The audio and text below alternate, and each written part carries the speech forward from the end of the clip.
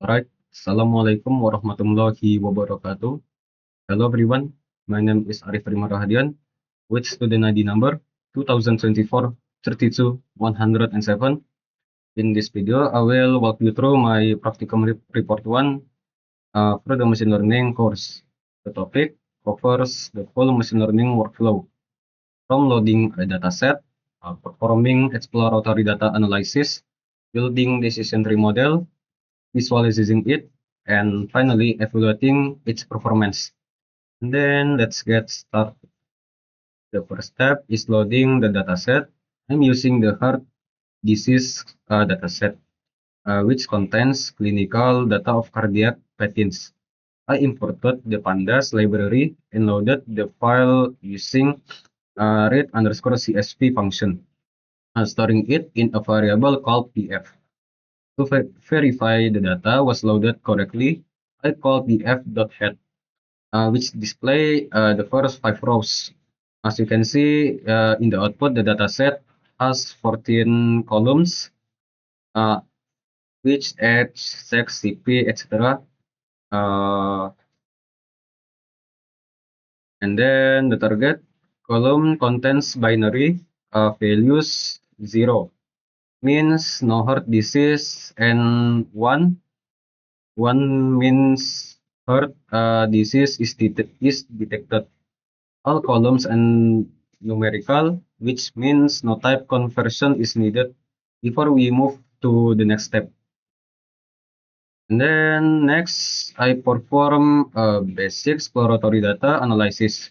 I run df.info to check the data types and look for the missing value. The output clearly show that this dataset has 1025 entries indexed from 0 to 1024 with a total 14 columns. All 14 columns have 1025 non-null values, meaning there are 0 missing values in the entire dataset. The data types are mostly in 64, except for outpeak, which is float 64. This is a very clean dataset. No imputation is needed at all, which simplifies our preprocessing steps significantly. And then I also run df.describe to get descriptive statistic for all numerical features. The output give us cone, mean, standard deviation, mean, and max values for each column. For example, the edge column range from 21 to 60 years, and trace BPS, which represent blood pressures, range from 94 to 200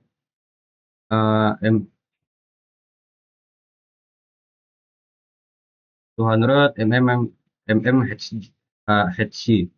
We can also see data log, the maximum heart rate range from 71 to 202 and 2. One thing worth noting, the scale between features is quite different.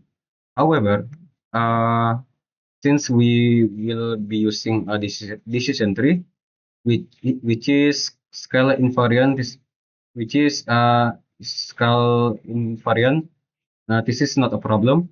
We do not need to normalize the data. And then next, for visual EDA, I use two-main visualization. First, a histogram of all feature using df.hist. Looking at the histogram output, you can observe the distribution shape of each feature. Features like edge and trace DPS show a roughly normal distribution, while features like FBS, Exang, and CA are heavily skewed. Most values fall in just one or two bins. The target column also shows a fairly balanced distribution between class 0 and class 1, which is important because a highly imbalanced dataset would bias our model toward the majority class. And then second, I create a correlation heat map using Seaborn. The heat map shows pairwise correlation coefficients between all features. Looking at the last row, which shows correlation with the target column, the feature CP, which stands for chest pain, for chest pain type, has the highest positive correlation, uh, with target at 0.43. Talak shows 0.42. On the negative side, uh, Exang has uh, 0.44. These findings are consistent with medical literature. Chest pain type and maximum heart rate are non-clinical indicators for heart disease. And then for pre-processing, since the dataset is already clean with no missing values and all features are numerical, the only steps needed are separating features from the target and splitting the data. I drop the target column to create X, the feature matrix, and assign to the target column to Y. Then I use trend underscore split with the with test underscore size of 0.2 and random state of 42. As shown in the output, Xrand has a shape 822 by 13. X underscore test has shape 205 by 13. Y underscore train has 820. And then Y underscore test has 205 samples. So 80% of the data, 820 samples is using for training, and 20%, 205 samples is reserved for testing. The random underscore state parameter ensures the split is reproducible every time the code is run. And then now we move to model building. I choose the decision tree classifier algorithm from scikit-learn's sklearn.tree module. The model is analysis with random underscore state equal to 42 to ensure reproducibility. No max underscore depth parameter is set here, which means the tree is allowed to grow fully until every leaf node is pure.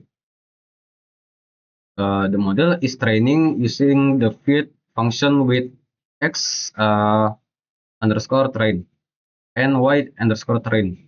After training, I run predict on x underscore test to generate prediction. The first 5 prediction from y underscore pred are 1, 1, 11010. As shown in the output, this represents the model's classification for the first 5 test samples. To visualize how the model makes its decisions, I create a separate model called model underscore fish using decision tree classifier with max underscore depth equal to 3. This is specifically for visualization purpose only. It does not affect the main model used for predictions. I use three dot plot. I'm sorry, three dot plot underscore 3 with fill equal true to enable color nodes. This is the resulting 3 diagram. The root node at the top splits on X2, which is the CP feature or chesspoint type with a threshold of 0.5. This means CP is the most discriminative feature in the dataset. The root node contains 820 training samples with Gini impurity of 0.4099 and value 600 397 and 423, meaning 397 samples belong to class 0 and 423 to class 1. On the left branch, where CP is less than or equal to 0.5, the next split is on X11, which is the CF feature with 398 samples on the right branch, where CP is greater than 0.5. The split is on X12, which is tall with 122 samples. The color coding is also informative. Orange nodes lean toward class 1, disease detected, and blue nodes lean towards class 0, no heart disease. The deeper and more saturated the color, the purer the node composition. Finally, let's evaluate the model performance. I use 3 metrics: accuracy score, confusion matrix, and classification report. The accuracy score is 0.98536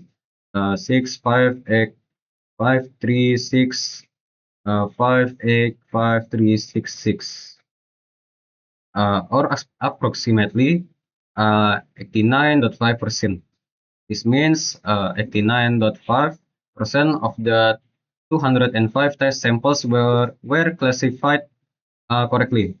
Looking at the confusion matrix, the model correctly classified 102 samples are class 0 and 100 samples as class 1. Only 3 samples were misclassified, and all 3 are false negatives, meaning class 1 patients were incorrectly predicted as class 0. There are 0 false positive. Every single healthy patient was classified correctly without exception. This is a very strong result. From the classification report, class 0 has precision 0.87. 97. Recall 1.00. And F1 score is 0.99. The overall accuracy, macro average, and Y average are all 0.99. These numbers confirm that the decision tree model is performing exceptionally well on this dataset, achieving near perfect results on both classes with very minimal error. To summarize what we have done in this practicum, we loaded the heart disease dataset, 1025 samples with 14 clinical features, and confirm it has 0 missing values. Through basic and visual EDA, we identified the CP and TALAC have the strongest correlation with the target, and the class distribution is balanced. We we built a decision tree classifier without depth limitation, trained on 820 samples and test on 205 samples. This model achieves an accuracy of 98.5%, which precision recall and F1 score at or above 0.97 for both classes. The decision tree proves to be an excellent choice for this dataset, not only because of its high accuracy, but also because of its transparency. You can see exactly which features it uses and how it makes its decision. I think that's all for this video. Thank you for watching. Assalamualaikum warahmatullahi wabarakatuh.